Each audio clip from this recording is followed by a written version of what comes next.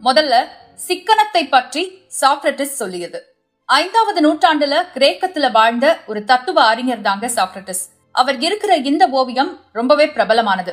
அதாவது கிரேக்க கடவுள்களையும் மதத்தையும் அடிப்படையா வச்சு சமூகத்துல நடக்கிற அநீதிகளை தட்டி கேட்கிறாரு சாக்ரட்டிஸ்.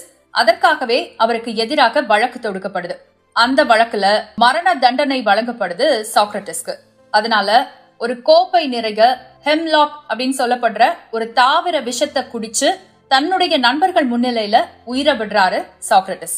இப்படிப்பட்ட சாக்ரட்டிஸ் உடைய தத்துவ உலகத்துல நீங்காத இடம் பெற்ற சாக்ரட்டிஸ் உடைய அன்றாட வாழ்க்கை எப்படி இருந்துச்சு அப்படின்னு பார்த்தா ரொம்ப ரொம்ப எளிமையா இருந்துச்சு.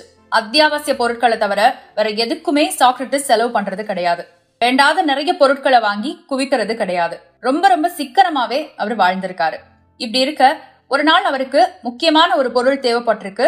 அதை வாங்குறதுக்காக சந்தைக்கு போயிருக்காரு. அவர் கூடவே சில நண்பர்களும் போயிருக்காங்க. அந்த சந்தையில தேவைப்பட்ட பொருளை மட்டும் எடுத்துட்டு சாக்ரட்டிஸ் சீக்கிரம் திரும்பி வர சும்மா போன நண்பர்களுக்கு சந்தையை சுத்துறதுக்கே பல மணி நேரம் தேவைப்பட்டிருக்கு. அதுவும் சாக்ரட்டிஸ் திரும்பி வந்தது அவர் வாங்க போன அந்த ஒரு பொருளை மட்டும் எடுத்துக்கிட்டு. நண்பர்கள் திரும்பி வந்ததோ வாங்கவே நினைக்காத பல பொருட்களையும் வாரி சுருட்டிக்கிட்டு.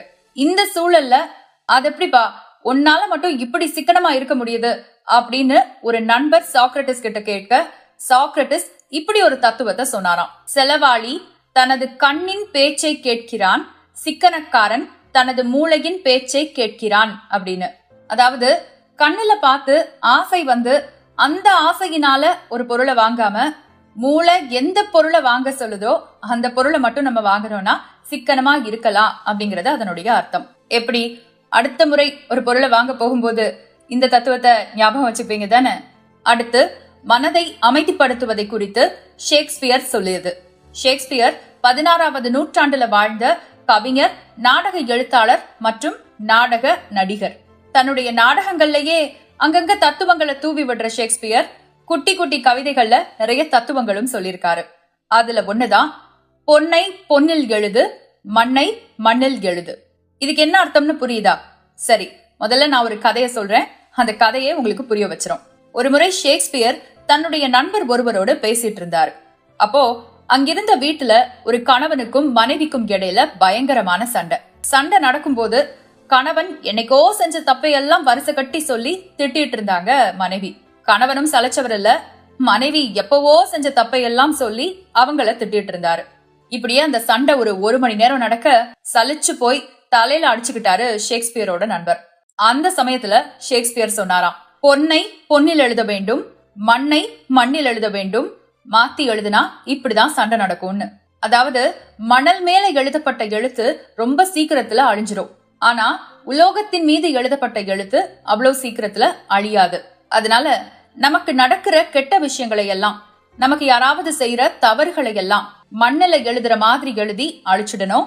நமக்கு நடக்கிற நல்ல விஷயங்களை எல்லாம், சிலர் செய்யற நல்லதையெல்லாம் பொன்னில எழுதுற மாதிரி எழுதி பத்திரமா வச்சுக்கணும். அப்படி செஞ்சுட்டா உறவுகளுக்குள்ளேயும் பிரச்சனை வராது, உள்ளார்ந்த மனதிலையும் சஞ்சலம் இருக்காது. அடுத்து கவலையிலிருந்து மீள்தல் குறித்து கன்ஃபியூஷியஸ் சொல்லியது.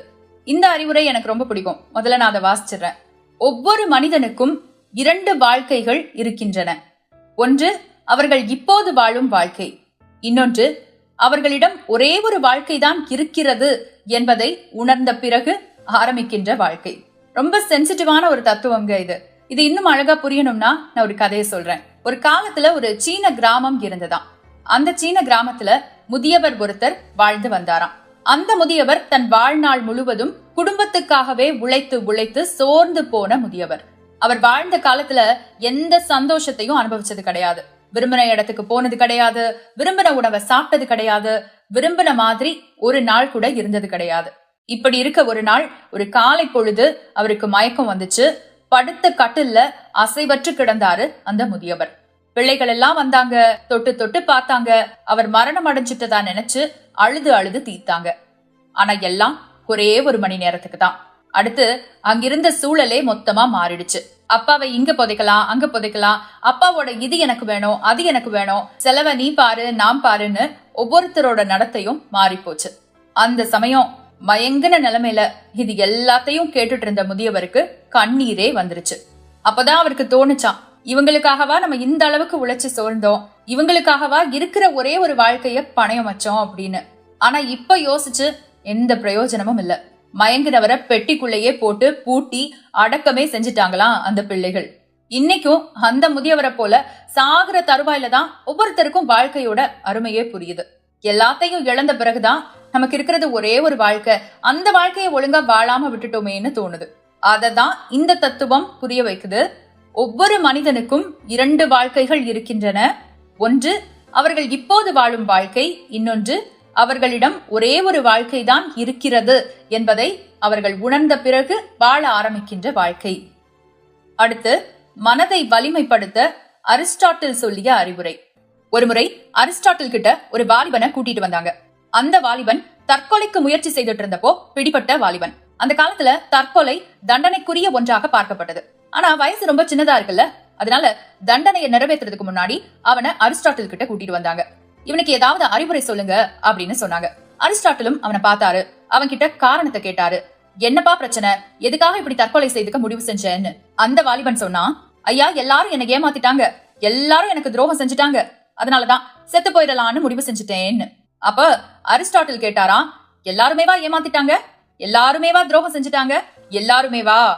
வாலிபன் சொன்னானா, ஆமா அதான் சொல்றேன்ல, எல்லாரும் தான். இந்த சமயத்துல அவன் கிட்ட அரிஸ்டாட்டில் சொன்னாராம், சரிதான், நீ சொல்றது ரொம்ப ரொம்ப சரிதான். ஏன்னா நீ கூட உன்னை ஏமாத்திட்ட, நீ கூட உனக்கு துரோகம் தான் செஞ்சிருக்க, உன் உயிரையே பறிக்க துணிஞ்சிருக்க அப்படின்னு. செருப்ப கலட்டி அடிச்ச மாதிரி இருந்துதான் அந்த வாலிபனுக்கு. ஆமாங்க, யார் நம்மளை ஏமாத்தினாலும் நம்ம நம்மளை ஏமாத்த கூடாது இல்லையா? யார் நமக்கு துரோகம் செஞ்சு கைவிட்டாலும் நம்ம நம்மளை கைவிடக்கூடாது இல்லையா? அதை புரிய வைக்கிற ஒரு தத்துவம் தான் இது.